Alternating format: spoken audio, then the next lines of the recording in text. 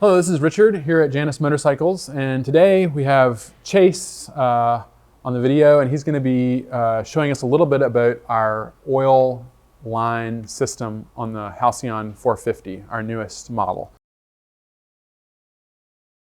On the 450, we chose to go with an engine with a dry sump, which means that it has a separate oil tank, and it also has oil cooling so it means an oil cooler, which you'll see located up behind the front wheel, which helps to cool the engine and get more horsepower out of our little 450. So in order to do that, we had to run oil lines not only to that external oil reservoir, but also up to the oil cooler. And we chose to go with a combination of hard lines and soft lines. So typically, we basically went with a hard line system, and there are certain places where it needs to be able to flex a little bit for both installation and operation. Yeah, so they don't crack. So they don't crack, yeah. So to do that, we've actually brought that whole process in-house, and Chase is the man to talk to when it comes to the oil lines, and he's gonna walk us through his process, hand building the oil line system for the Halcyon 450. So we reached out to BrakeQuip, which is a company that supplies tubing and hoses for automotive applications. And they had pretty much everything we needed to at least start experimenting with it. And so we have like solder on banjo fittings that after we get done bending our oil lines, these will get added. Same with the crimp fittings that will actually go from the hard to soft line to add that vibration buffer, so to speak. Most of the oil lines we use are actually pre-soldered crimp fittings. We buy this whole section straight from BrakeQuip and either trim them down to the right length and then bend them, or in some cases use the full thing.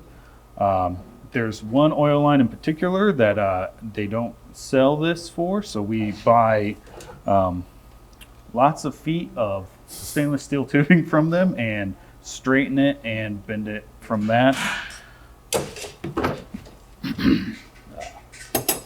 This is an example of a full piece of that pre-soldered one bent. This one goes up the down tube of the bike to the oil cooler, and there's a mirrored one for the other side.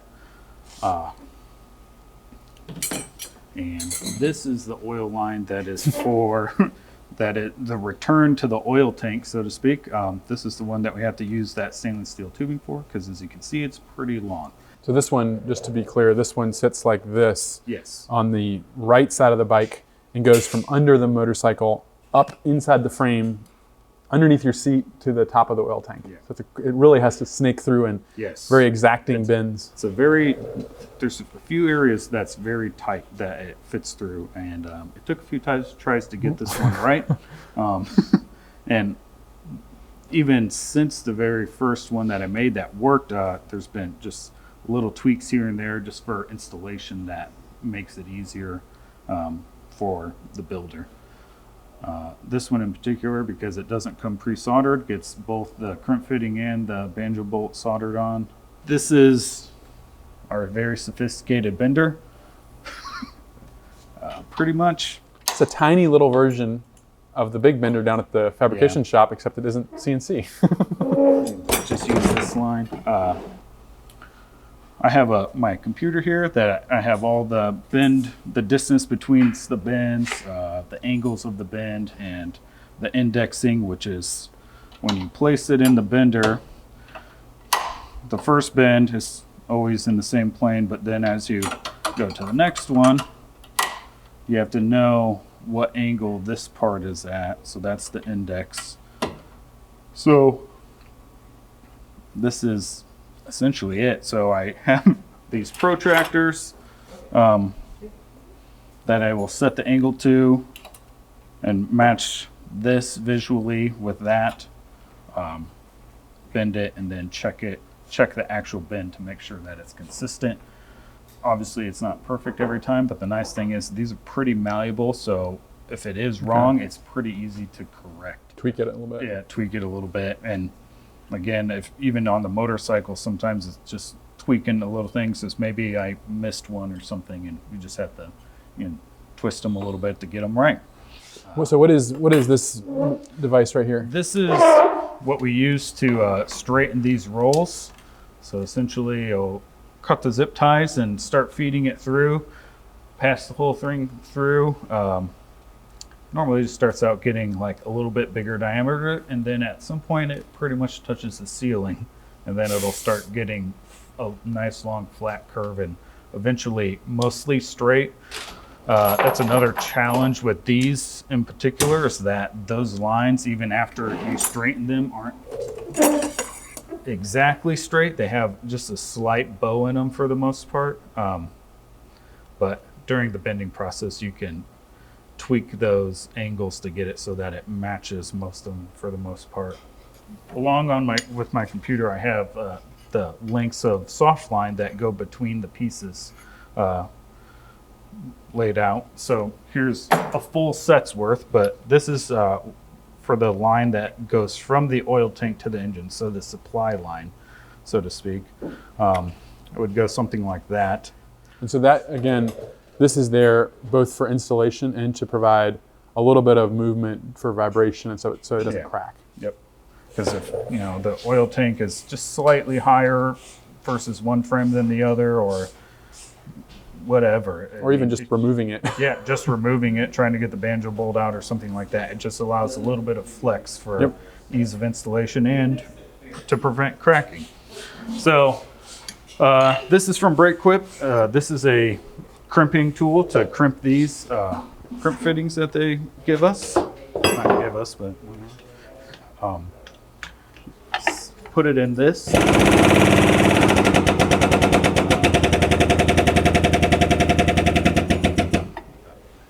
There are tools to help locate how far it goes in and out, but after you've done it a few times, you can do it visually. It stops automatically, which you'll see. So that is a crimped fitting that won't fall out unless if you burn the rubber out. Same for the second half of this, except this time, back side.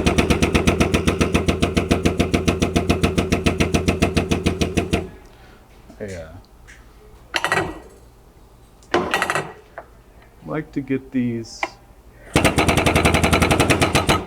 close to the angle that they'll install in on the bike, just so I can visually align them so that they aren't all wonky and have to be twisted or something like that during installation.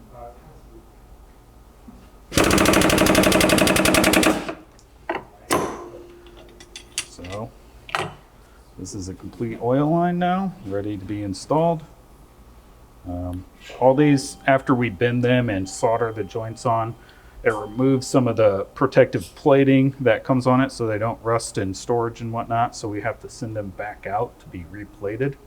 So that would happen right before the crimping process? Yes, that would happen before the crimping process. So they'll be bent, soldered, and then cleaned up on my part, and then we send them out to be plated and then crimp them, and then they're ready to install on the bike. And with the plating, we've chosen to go with kind of a matte finish that we feel like really complements the aluminum on the bike and any brushed components as well. Yeah. It has just a nice contrast with the rest of the raw metal parts on the bike. Yes. Or we don't use a whole lot of plating and the shiny chrome. We decided actually not to go with the super shiny chrome fitting. So. Yeah. So how many oil lines are there on the? Each bike has a total of 6 hard lines. When crimped together, it's 3. So one from the tank to the engine, and then from the engine to the oil cooler, and then from the cooler back to the tank. This is the simplest one by all means. You have an example of one of the more complicated finished ones? I do have. It would involve this part, undoubtedly. I do have a polished one. We got polished down here. This is the return line from the oil cooler to the tank. This one you can see is polished, and we decided not to go with it. We were experimenting with it at that point. So this is the hardest one, and the hardest one to install as well. Yeah. So right now, Chase, you're in the middle of a run of oil lines. Correct. How many are we working on here, and how long will this last? This is a batch of 10 bikes, so there's 60 oil lines here. This will last roughly 3 weeks. Yep. Give or take. Yeah, it normally takes me 3 days or so to do a set of 10, maybe 3.5, depending on interruptions and whatnot.